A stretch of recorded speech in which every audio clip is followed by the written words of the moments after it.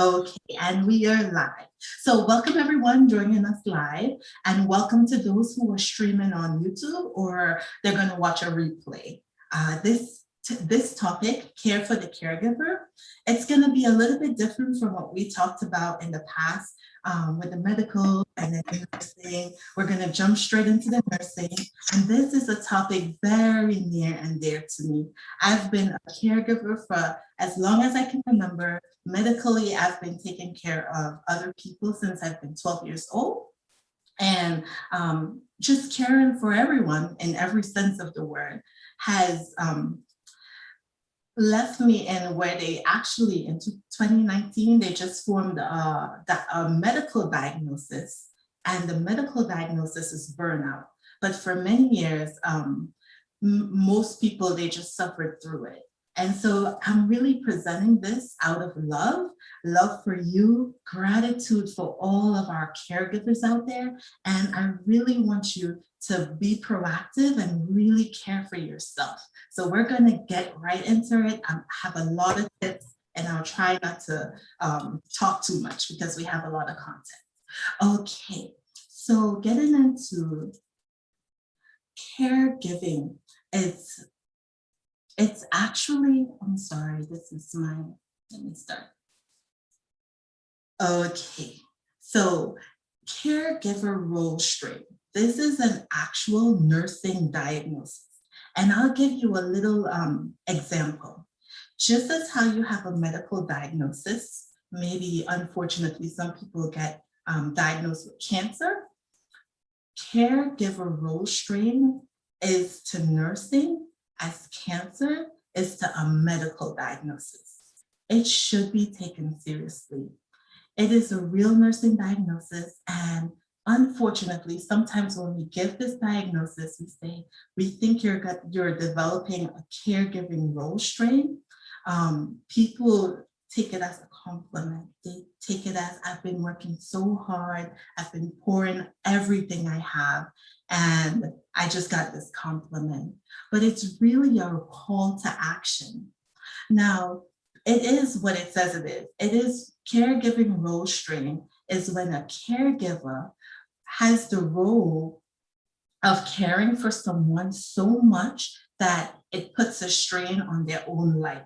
And this is something that happens very frequently and very easily when it comes to caring. I put a preserver of life because I like to take it away from a medical, some people say, I'm not in the healthcare field, so I'm not technically a caregiver. But if you think of it as a preserver of life, it actually encompasses everyone who provides care. So that includes your doctors, your nurses, your healthcare field, but it also would encompass parents, teachers, ministers, anyone within the community who is pouring themselves out to care for someone.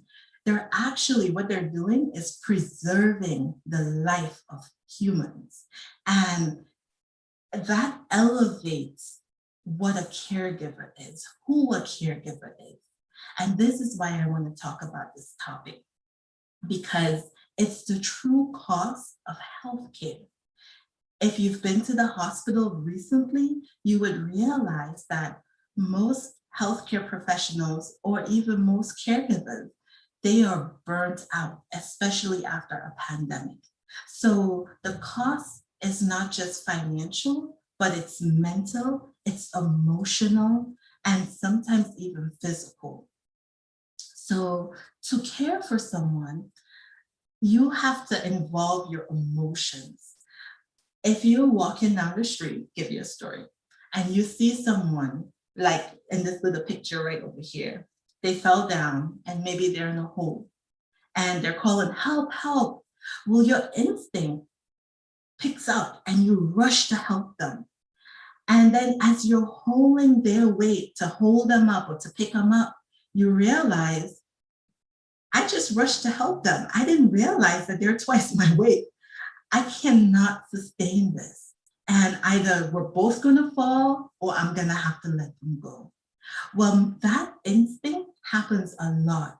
And when it comes to caregiving, you have to balance instinct, which is emotional, with wisdom, which is logical. So wisdom says, hey, this person is in a hole. I want to help them, but let me think for a second. Maybe let me find a rope. Let me find a tree. I could tie the rope around the tree and I could toss the rope to them. And then in this way, I could pull and they can pull themselves up and we both have the stability of the tree. So to get to this level of wisdom, to get to this logical process, we all have it, but it requires discipline. Discipline says, I have to hold up what I'm feeling right now. I got to hold it for just a second so that I can think just a minute so I could think about what, not just what I feel, but what's in the best interest of everyone involved.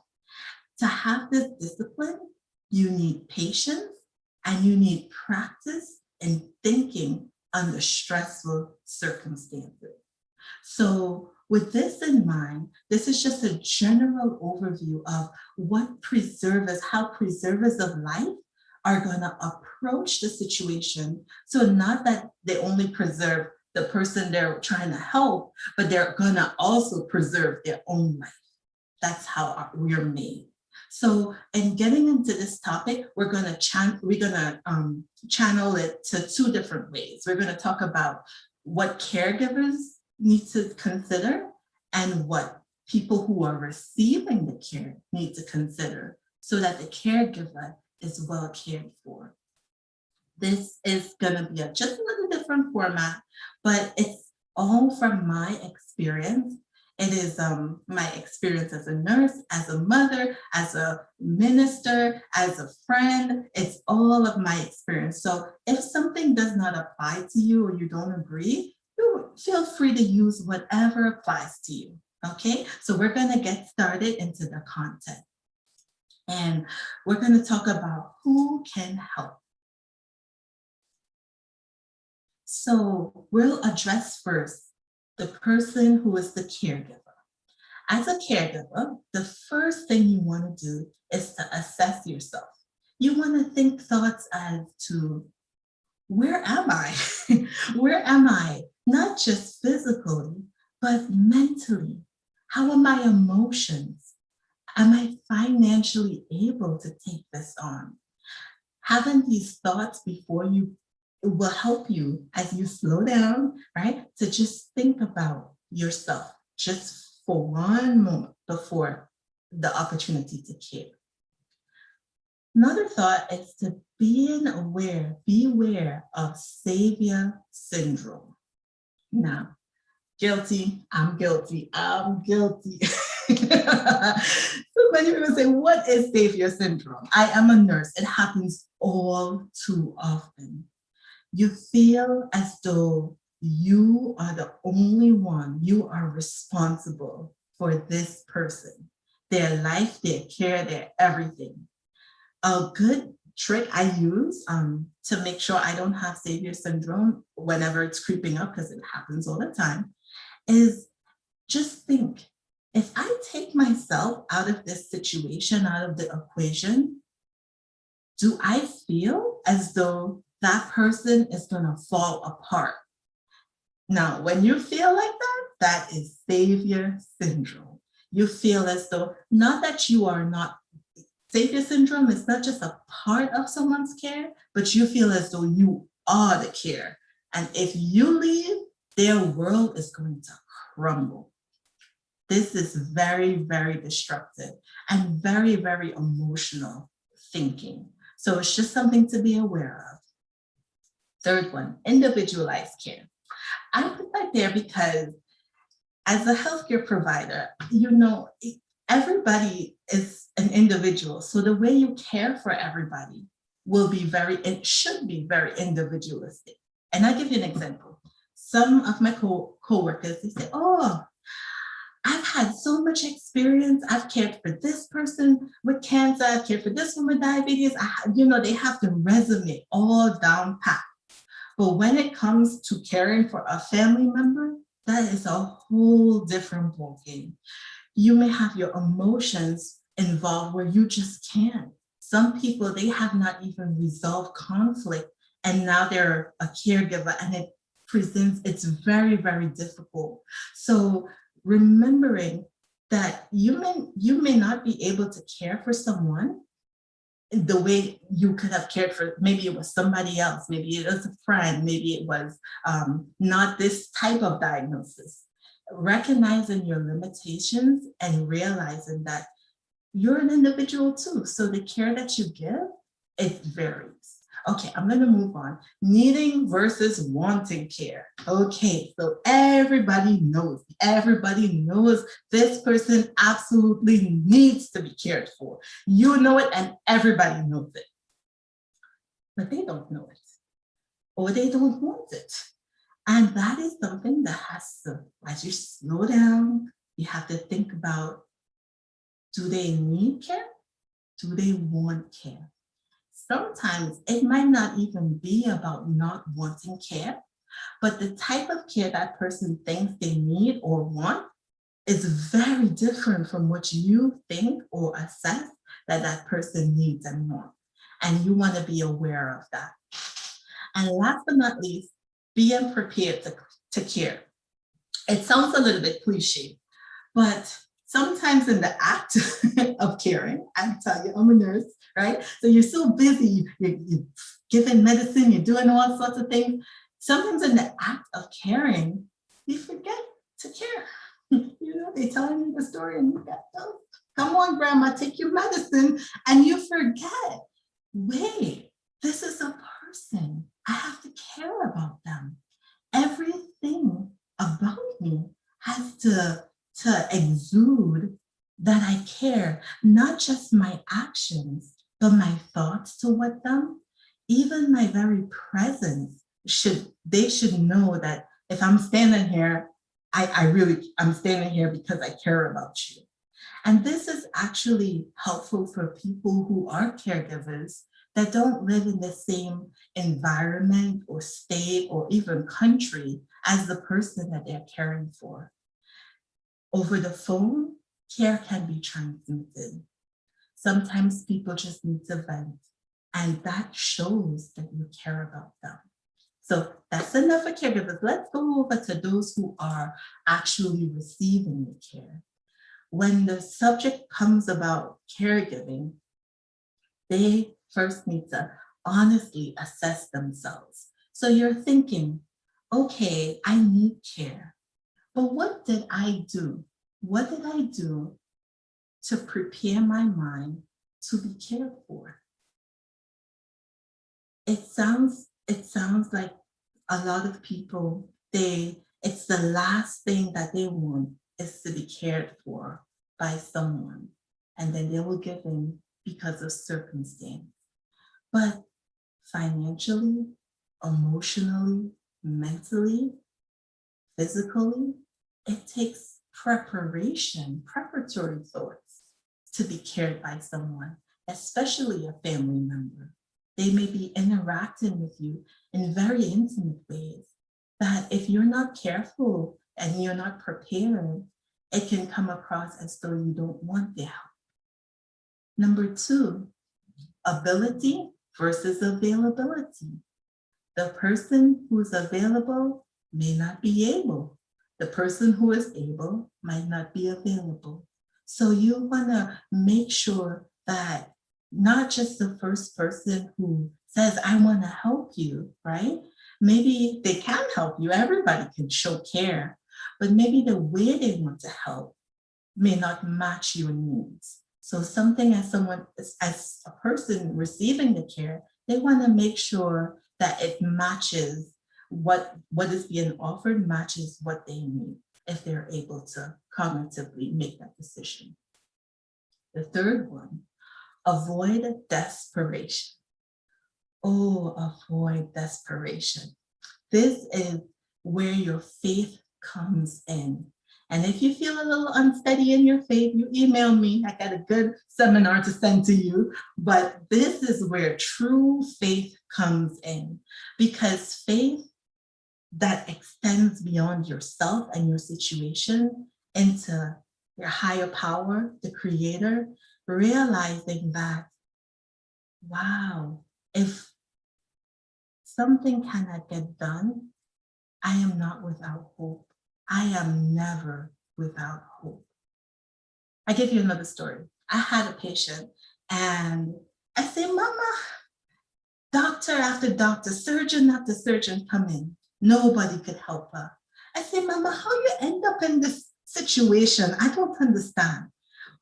What make you like this where no one can help you? She said, I learned my lesson. I was desperate, and here comes this doctor as my savior. Nobody wanted to do this surgery, and this doctor said that they could do it, and they don't know why nobody else wanted to do it. So they took it upon themselves to do this surgery, very expensive surgery, and they did a mess. And she won. She medical malpractice. She got a lot of money, but every day she was in pain. She made a decision because she was desperate. She wanted somebody, anybody to help.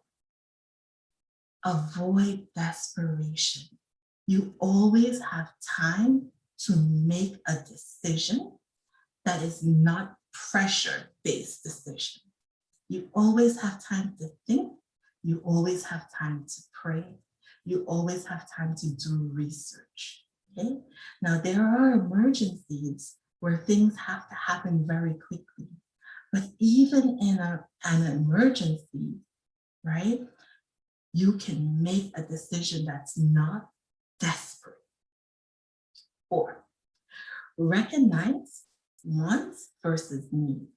What you want your caregiver to do or to help you with might not be the safest option for you. So you want to know clearly in your mind, what do I want? What do I need? What's best for me? Maybe you want to stay with others, but it's not safe, so you have to be by yourself. Maybe you want to be by yourself, but that's not safe, so you have to go with others. Last but not least, be prepared to give. So someone receiving care, they actually have what we call powerlessness, where everybody is giving. You feel like you're powerless in your own health. And this is where you can really give to your caregiver. You may say, what do I have to give?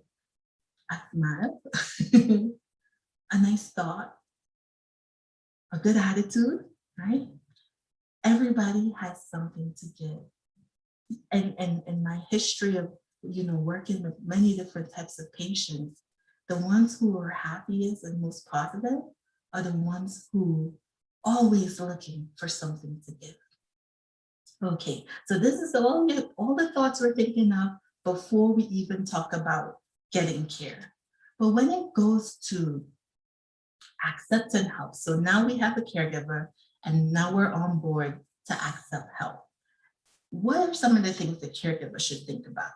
Well, first of all, you want to plan. So before you get your hands in and starting to help, you want to start planning. What are you going to do before things escalate, right? You want to sit and make decisions, right? Things go all different ways, but write it down. Write down what you want to do. Next, knowing the difference between love versus resentment. Sentiment. Love versus sentiment. Now, sentiment, sometimes as a caregiver, your client, your patient, the one, your loved one, they're looking for sentiment. So if they don't get sentiment, they say, you don't love me.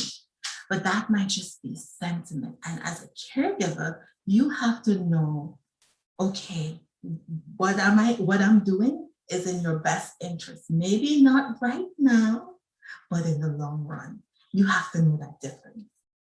You also need to know how to find help for yourself. You may need help in respite care, someone giving you a break. You may also sit back and think, I need help, but it may be personal. You may have to get someone to help you in your own home, or to help you give you a cue as to when to take a break. So you personally may need help, not just your client or your loved one. Also, where are you going to find help? You can ask around. Insurance companies, they usually have partner with home health aides, CNAs. You can ask for others in the community that have received help. You can ask them if they know of anyone, or if they can recommend someone who has provide help, who has a reputation of giving good help. Give good help. I'm getting tongue twisted, sorry. Good help. So there's a lot of just asking around. Sometimes it seems so easy, you could just ask around, but as a caregiver, being, knee deep in work, you're working, that's the last thing you think about, asking for help. So for the one who is actually getting help, they want to be open to options. So options in terms of, do you want to stay at home? Do you want to stay in a facility? If you're in a facility, do you want to be out of state, out of country? Also, being open to maybe somebody new is coming in to give your main caregiver a break, and they're not going to do it the way your caregiver does it. They're not going to fix your meals or give you that back the way you like it. But realizing that this is an option that helps my caregiver sustain for a longer time. So that starts with not just the action, but open-mindedness. Second of all, if you're receiving care, you want to have a personal advocate. This is someone who is not your caregiver. They're outside, and hopefully they're an objective person. They can hear all your sentiment, they can hear all your feelings, you can vent to them, and they can process what's a true situation versus just your feelings. And they can even advocate for you, or arbitrate between you and your caregiver, because sometimes it just gets a little sticky, and having this objective person would help you. Also, third of all, it's better, you want to know if you are seeking, I'm sorry, I need to get my glasses.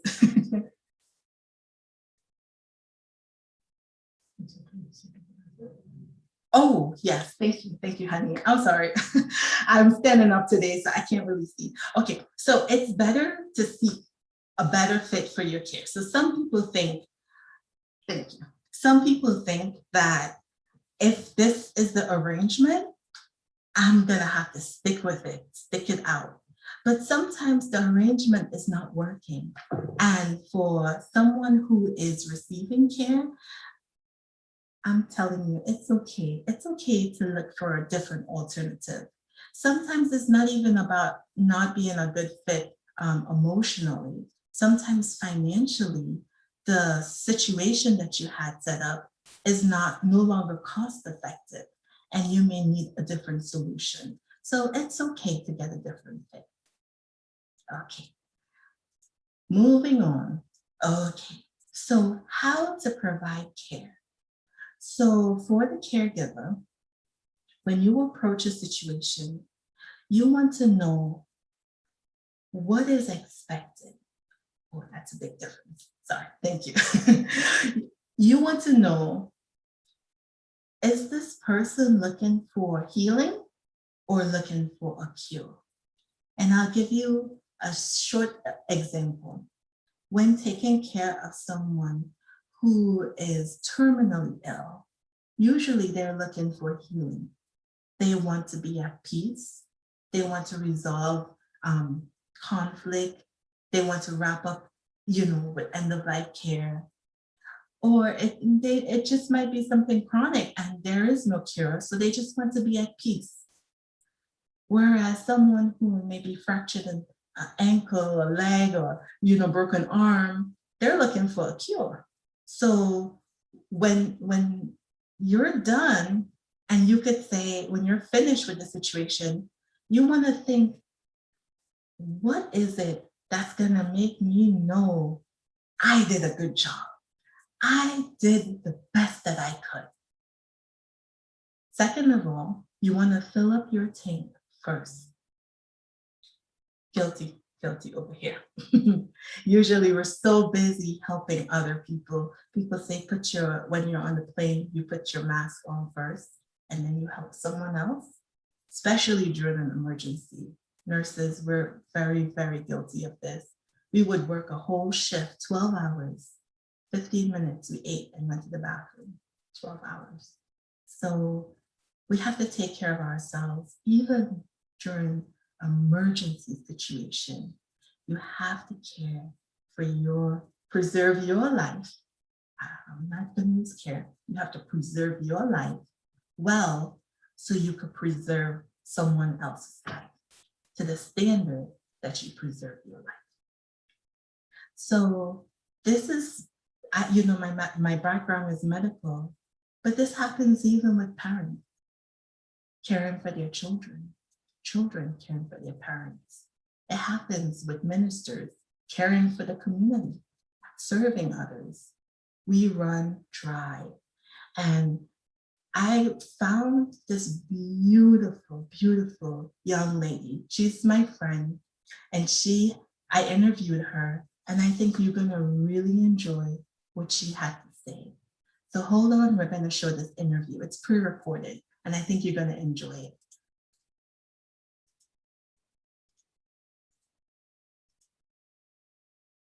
Hello, and welcome back to The Spark is Love. This month for July, we're going to be interviewing Candela Baichi, and we're going to find out all about her and her products. So let's invite Jessica Guzman. Jessica, welcome. Hi, thank you for having me. Thank you for coming. Would you mind telling us a little bit about yourself and about Candela Baichi? Sure. My name is Jessica, like Casey said. So I'm a wife for that. I've been married for almost 8 years with Kenny Guzman. I have a 2-year-old Oliver Guzman. He keeps me busy. I also do volunteer work, helping others learn more about the Bible and to answer some questions about life. And I'm the owner, creator, and everything about Candela by G. Wonderful. Well, welcome. Yeah. Now we're gonna find out a little bit. You have a lot going on, and we interview people in our community that are taking care of their health. So what are some actions that you have taken to care for yourself? Yes. So one of the things I decided to do many years ago is be more mindful of my eating habits. Not that I'm being super like having like a specific diet, but just make sure what I'm eating, what are the ingredients that actually helped me a lot with certain health conditions that I was having, and if they actually improve significantly. Also, making more time to work out, taking time for myself to do that. Having a kid, they weight more every month. So they get heavy and heavy. So making sure I have a good workout routine has helped me to feel physically more strong and also emotionally more stable, and I rest better. And also reading more and being more aware of my emotions and meditating more had helped me to put everything in my emotional health and spiritual health in balance. Awesome. That is absolutely awesome. And we were talking before that sometimes as a caregiver, and taking care of so many people at home, and you feel kind of guilty. Yes. Yeah. Taking care of yourself, you feel like there's a unspoken guilt where you feel like I'm leaving my baby or somebody needs me. How do you deal with that? So one of the things that I have think about is sometimes when we think about let me take time for myself, Mhm. good percent of the time, if not all the time, you're not doing something that is very selfish. It's something that you actually need. Taking care of your emotional health, taking time for yourself during the day or during the week, it's not something selfish. It's actually something that you need to in order to take care of that person even better, you know? Mhm. So just reminding yourself what are the benefits for me and for the person that I'm taking care of. Um, me doing this, how it's going to help them and it's going to help me. That actually puts in purpose for like with you in like I'm not doing something selfish. I'm doing Yes. something that I need in order Yeah. to do a better job. So that actually helped me a lot, and also expressing the things that I need to my tribe, like I call it, my letting them know, hey, this is something that I need, and be very clear and also reasonable of what I need and want to the Mhm. person that they surround me, especially my husband, letting him know. Yes, that Yeah. is awesome because this interview is actually in conjunction with our class, Caring for the Caregiver. And a lot of people, whether they're taking care of their parents or maybe somebody disabled or like their children, we feel that. So that's really good. Mhm. Communication plays a big deal in getting what Yeah. you need. And it's Yes. not selfish. I like how you mentioned that because Yes. oftentimes we feel as though it is. You know, um, Mhm. when you have all these things going on, not just caring about your family and the community, but you're also a business owner. Like, Yeah. how do you prioritize in your week at getting care for yourself? So one of the things is I try to make sure I'm organized. It's not easy, it just, but in order for everything to work out and not feel overwhelmed, I make sure I have a clear schedule and flexible, but pretty clear. And I try to just be, like, make sure I'm following it. And also, have everything organized, making sure I have a schedule. Also, since I'm taking care of somebody else, in my case, it's my kid. One thing could be I could have a schedule or something planned for today, but that can change at the second. Yeah. And being reasonable, understanding that okay, things might change, but I helping that person. This is also important for me. So having a balance. How can we compromise? And I would say that the main thing is communication. Yes, we're talking Mhm. about okay, how much Yes. can you communicate? But also, just in a reasonable way, you can also be like, okay, he's feeling this way, so this might not work today, but I want to do this. How can we compromise? Well, being reasonable, and you can make it work somehow. But it is important to take care of yourself. That Mhm. just because circumstances change, that doesn't mean you cannot do what you need to do in order to feel better. You just might need to move it along during the weekend. Yeah. Yes, yes. I love that. I love how you talk about not sacrificing your self-care, just maybe adjusting and adapting. Because even though we have kids, maybe in the caregiver, I've worked in long-term care and in the hospital. And sometimes even when maybe our parents or grandparents, when they set into dementia, unfortunately, sometimes you could have the day planned out and it just goes however it goes. Yeah. I like Okay. that. Something else you mentioned is having a good schedule. That requires a lot of discipline, Jessica. Yeah. I, Yeah. Having a good schedule, I would say it's very important because you're also setting a pattern, not only for yourself, that is important. You said it was important for you, so making sure it's part of your schedule. You're gonna get it done. It's time for yourself. Oh, it's part of the schedule, so we're gonna get it done. Um, but if in case that somebody's involved with your routine, you're taking care of somebody, that will Mhm. also help them to understand that this is important for you, but also this even important for themselves because if you Yes. feel good, you're going to do a better Yes. job as a mom. You're going to do a better job as a daughter or as a son or as a caretaker. So it's even beneficial for them. And it also, in an indirect way, you're letting them know it is important even for them to take care to spend that time for them. Um, Yes. So acknowledging that you need that, it could also help them to understand that they might have something that they want to do, but they're not expressing. And Yes. and the fact that you're being vocal, it will help them to say, well, maybe I can express what I want to do, and we can both feel happy at the end. Uh-huh. That is such Yeah. a good point. And I really deep dive into this in my seminar, but it's not just only caring for the caregiver, it takes care of everybody. And Okay. that leads me straight to this product that you created because it's actually out of your love and your care for your son that you created Yeah. Love IG. Would you mind telling us a little bit about it? Sure.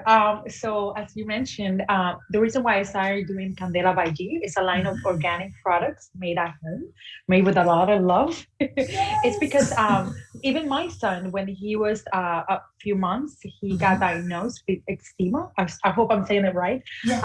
in English.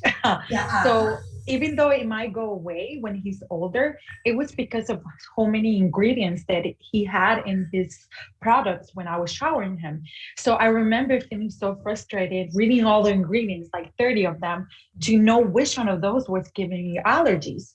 And the doctor was like, I mean, it gotta be like eczema. So Yeah. I was like, you know what? I'm gonna start doing my own products because even for me, I want something clean, something organic. It's made with essential oil, so it's not fragrance.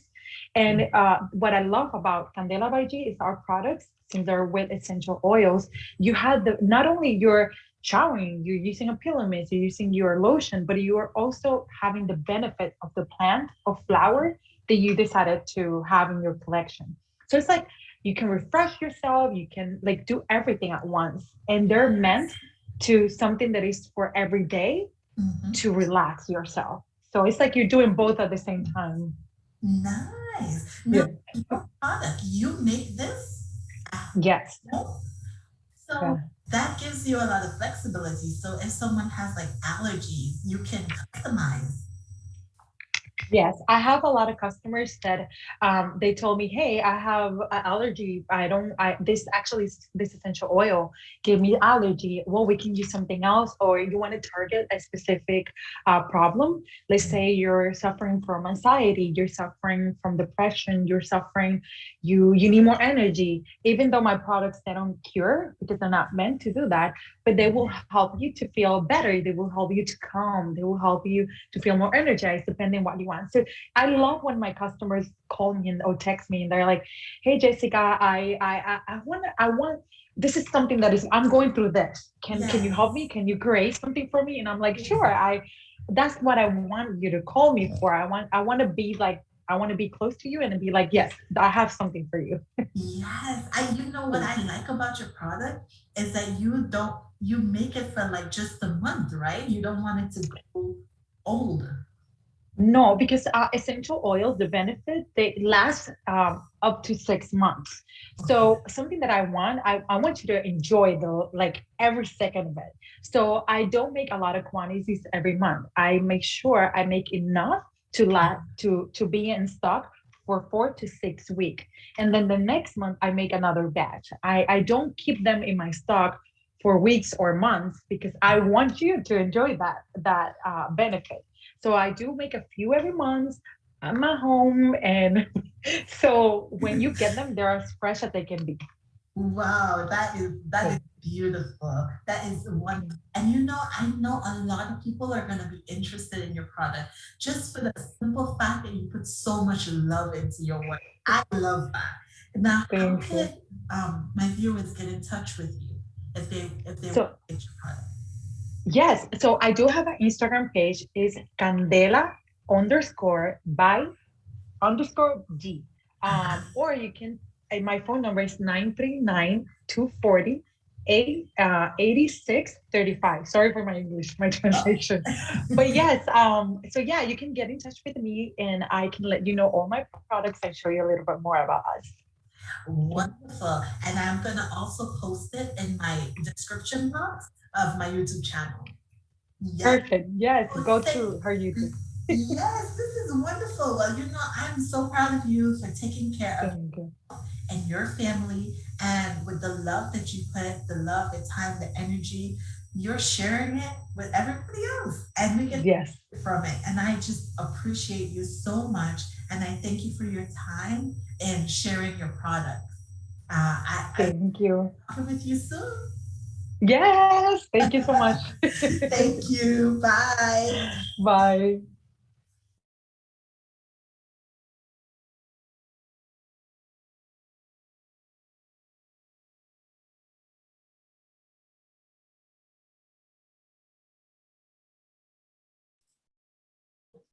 Okay.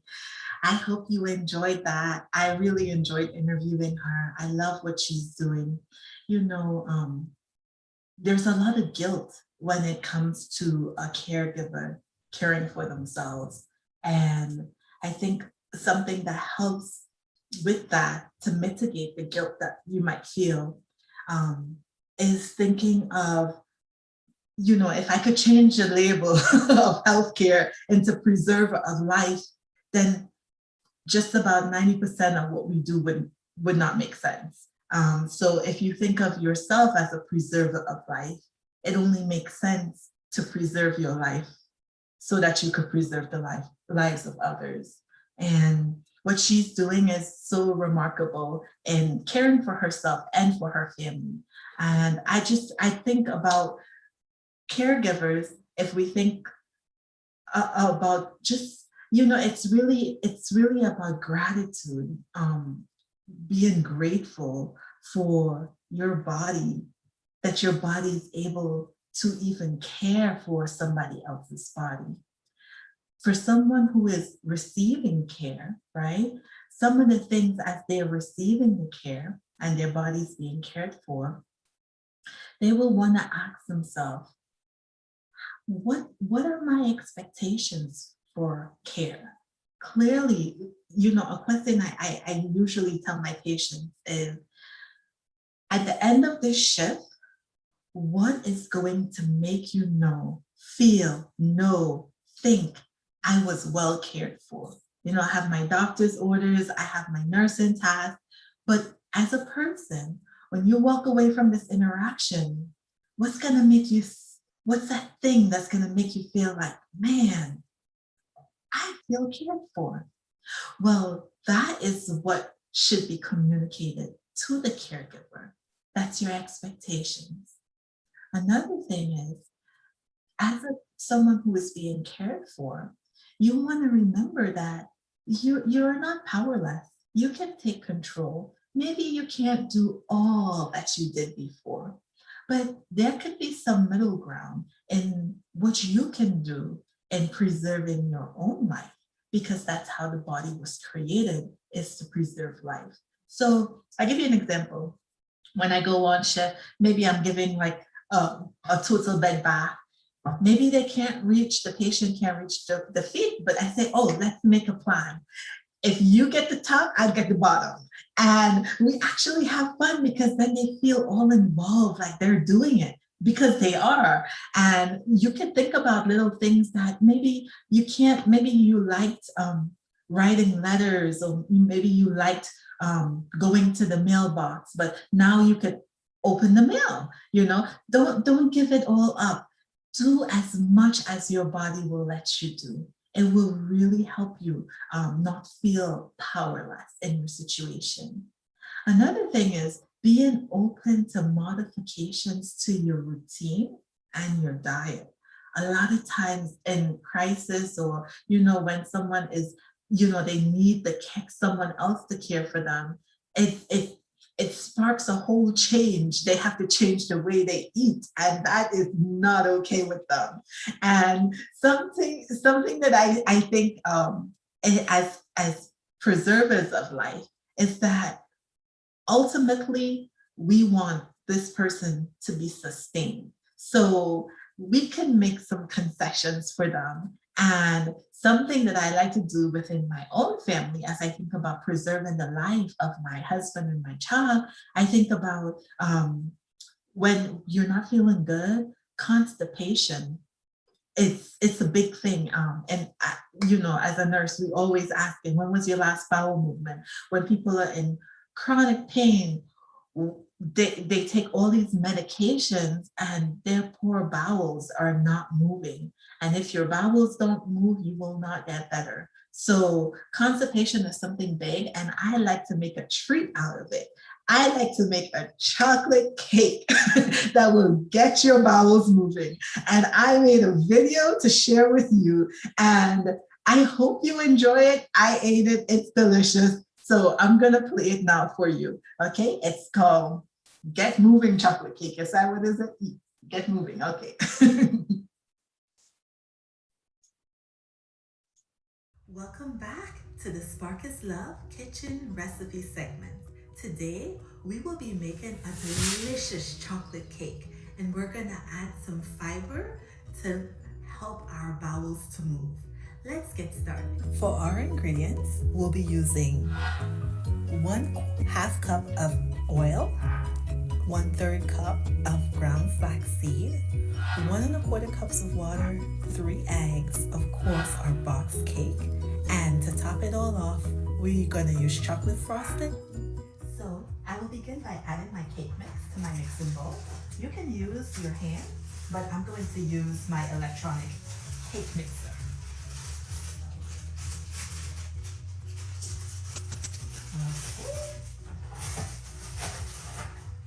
Okay, and then I'll add 3 eggs. You can lightly beat them, but I'm gonna use my standard mixer, so it's gonna be well beaten in there.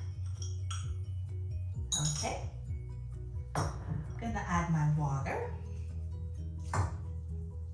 1 1/4 cup,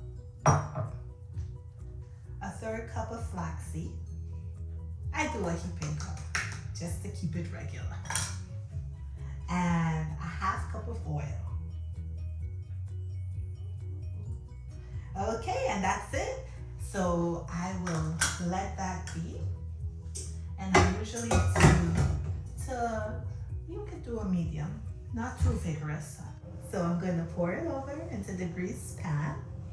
And I put my oven on for 325 according to the instructions on the box. But they said if you're using glass, you can put it on for 350. So now that we have it all poured over, we're gonna pop it in the oven for 30 to 35 minutes at the temperature of 325. Then we'll let it bake, make sure it's fully cooked, and then we will let it cool for about 10 minutes before we frost it.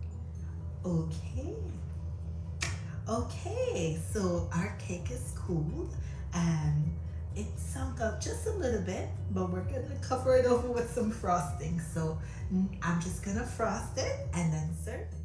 I don't usually have a measurement for the frosting. I just put enough to cover over the top generously. He loves frosting. And he loves this cake too. Ooh, nice and spongy. That's from the mixer. I cut it in the pan so I could just put the leftovers in the refrigerator.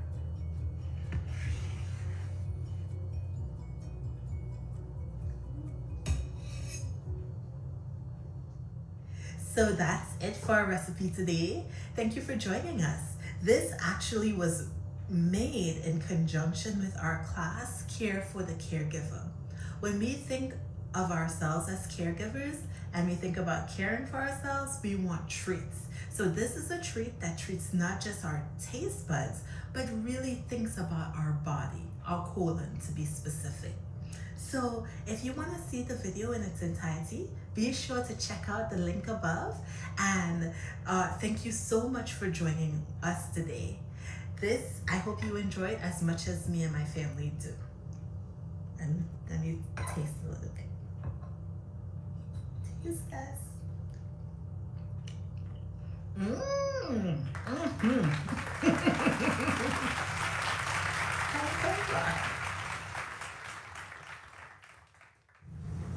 Do that again?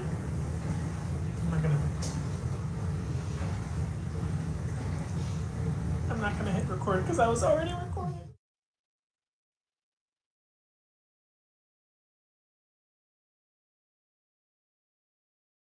I'm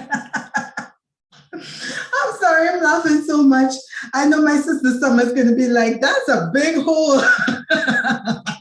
But it was all gooey on the inside, and my hubby liked it like that. So it was really good. It was really good. And when you add fiber to your diet, it acts like a brush for your colon, and you'll feel the difference. And trust me, I was feeling it. So it tastes so good. It's chocolate cake, but it preserves your health, your colon, and your family. So I hope you enjoyed that.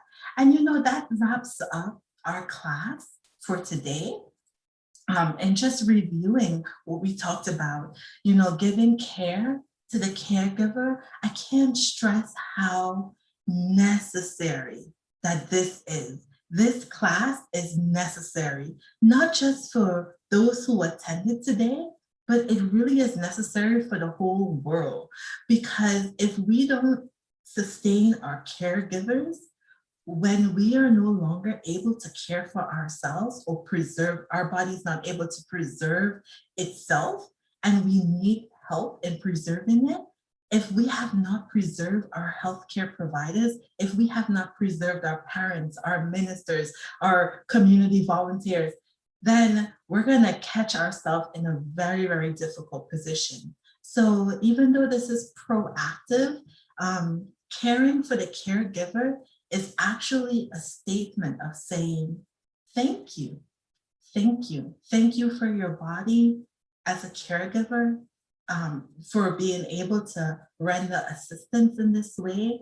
It's also being able to say thank you for the person you're caring for, whether it be a family member or somebody within the community. It's a beautiful way to say thank you.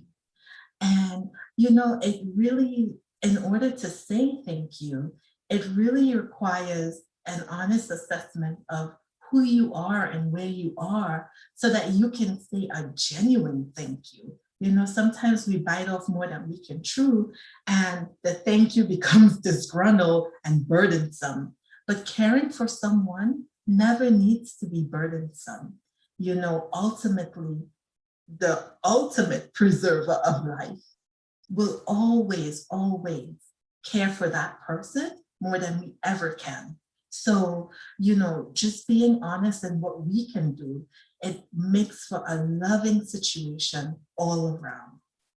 Also, clear communication of what we not just can do, but what our expectations are in setting out to care for someone.